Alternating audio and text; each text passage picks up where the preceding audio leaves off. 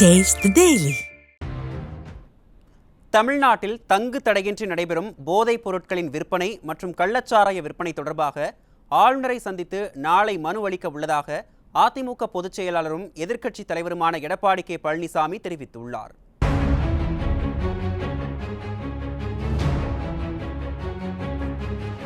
தமிழ்நாட்டில் கள்ளச்சாராய புழக்கத்தை கட்டுப்படுத்த தவறிய விடியா திமுக அரசை கண்டித்தும் சட்டம் ஒழுங்கை பாதுகாக்க தவறிய விடியா முதலமைச்சர் ஸ்டாலின் உடனே பதவி விலக வலியுறுத்தியும் அதிமுக சார்பில் தமிழ்நாடு முழுவதும் மாவட்ட தலைநகரங்களில் மாபெரும் கண்டன ஆர்ப்பாட்டம் நடைபெற்றது. இதன் ஒரு பகுதியாக கள்ளக்குறிச்சி மாவட்டத்தில் அதிமுக பொதுச் செயலாளரும் எதிர்க்கட்சித் தலைவருமான எடப்பாடி கே பழனிசாமி தலைமையில் ஆர்ப்பாட்டம் நடைபெற்றது. இதில் மாவட்ட கழக செயலாளர், முன்னாள் அமைச்சர், சட்டமன்ற உறுப்பினர் உட்பட ஏராளமான கழக நிர்வாகிகள் கலந்து கொண்டனர். ஆர்ப்பாட்டத்தில் காச்சுறாங்க கள்ளச்சாராயம் காச்சுறாங்க, காப்பாற்று காப்பாற்று அப்பாவி மக்களை காப்பாற்று என்றும், விட்டுப்போ விட்டுப்போ வீட்டுக்கு போ வீட்டுக்கு போ என்றும் அதிமுகவினர் முழக்கமிட்டனர்.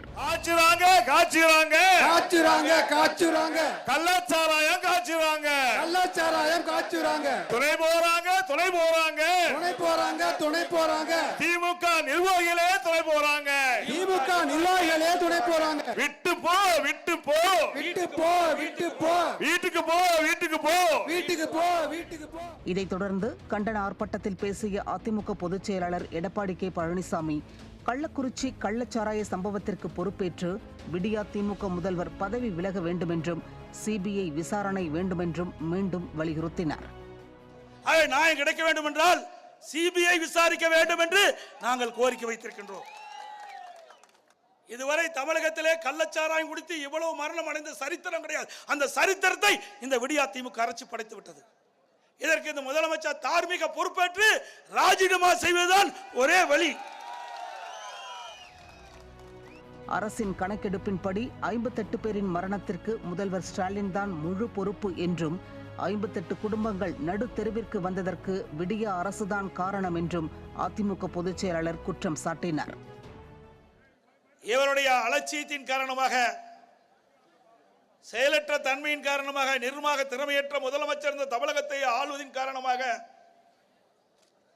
இன்றைய தினம் கள்ளக்குறிச்சி நகரத்திலே கள்ளச்சாராயம் குடித்து சுமார் 58 பேர் மரணம் அடைந்ததாக அரசு சொல்கிறது. ஆனால் ஊடகத்தின் பத்திரிகையிலும் செய்தியின் வாயிலாக கிடைப்பது 60 பேர் மரணம் அடைந்ததாக. கிட்டத்தட்ட 157 பேர் மருத்துவமனையில் சிகிச்சை பெறுவதாக தகவல் கிடைத்திருக்கின்றன.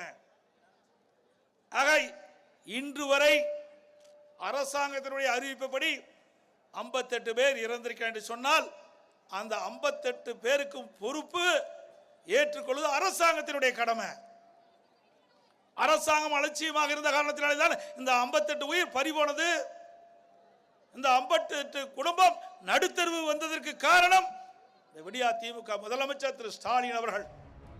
மாவட்ட ஆட்சியர் கூறிய முழு பொய்யால் தான் இத்தனை உயிரிழப்புகள் ஏற்பட்டதாக குற்றம் சாட்டிய அதிமுக பொதுச் செயலாளர், கள்ளச்சாராயத்தால் 4 பலியானதை ஆட்சியர் திரித்து கூறியதால் மீண்டும் கள்ளச்சாராயம் அருந்தி பலர் மாண்டதாக காட்டமாக தெரிவித்தார். மாவட்ட ஆட்சித்தலைவர் அவர்கள் உண்மையை மறைத்து பொய் பேசுகின்றார். உண்மையிலேயே நடந்த சம்பவத்தை அவர் ஊடகத்தின் வாயிலாக, பத்திரிகையின் வாயிலாக அப்பொழுது தெரிவிக்கப்பட்டிருந்தால் இவ்வளவு உயிர்கள் பறிபோயிருக்கிறார். மாவட்ட ஆட்சித்தலைவர் பேட்டி கொடுக்கின்ற பொழுது என்ன சொல்கிறார்?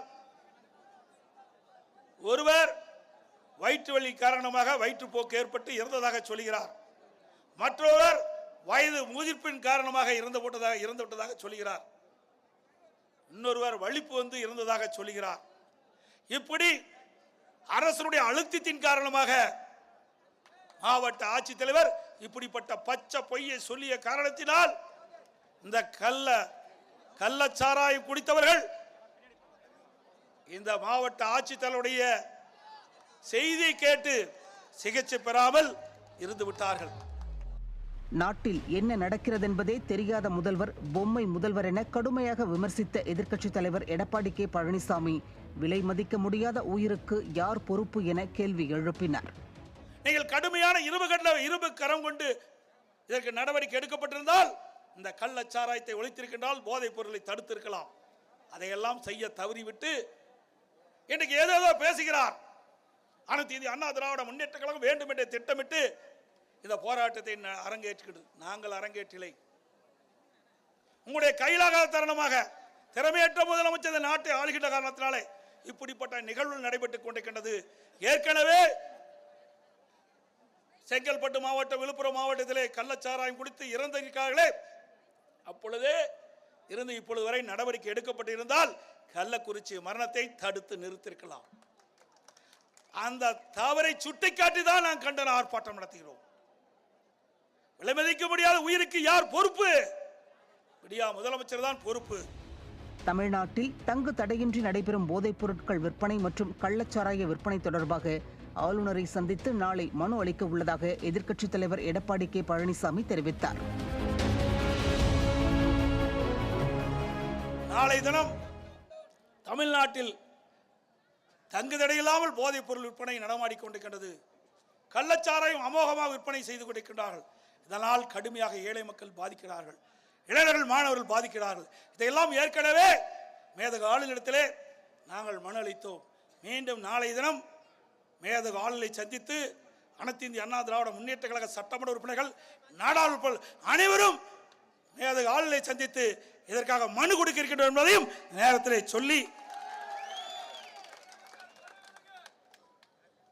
திரு ஸ்டாலின் அவர்கள் வேண்டுமென்றே திட்டமிட்டு அனைத்து இந்திய அண்ணா திராவிட முன்னேற்ற கழகத்துடைய ஆர்ப்பாட்டத்தை நிலைகுலைய செய்ய, இந்த ஆர்ப்பாட்டம் மக்களுக்காக நடைபெறுகின்ற ஆர்ப்பாட்டம், இன்றைக்கு நாடு முழுவதும் நடைபெறுகின்ற ஆர்ப்பாட்டம் கள்ளச்சாராயத்தை ஒழிக்க வேண்டும் என்பதற்காகவும் போதைப் பொருளை நடமாட்டத்தை தடுக்க வேண்டும் என்பதற்காக.